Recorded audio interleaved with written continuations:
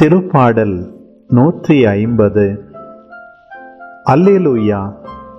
தூயகத்தில் இறைவனை போற்றுங்கள். வலிமை மிகு விண்வெறிவில் அவரை போற்றுங்கள். அவர்தம் வல்ல செயல்களுக்காய் அவரை போற்றுங்கள். அவர்தம் எல்லையிலா மாண்பினை குறித்து அவரை போற்றுங்கள். எக்காலம் முழங்கியே அவரை போற்றுங்கள். வீணையுடன் யாழிசைத்து அவரை போற்றுங்கள். மத்தளம் கொட்டி நர்த்தனம் செய்து அவரை போற்றுங்கள். யாழினை மீட்டி குழலினை ஊதி அவரை போற்றுங்கள். சிலம்பிடும் சதங்கையுடன் அவரை போற்றுங்கள். கலீர் எனும் தாளத்துடன் அவரை போற்றுங்கள்.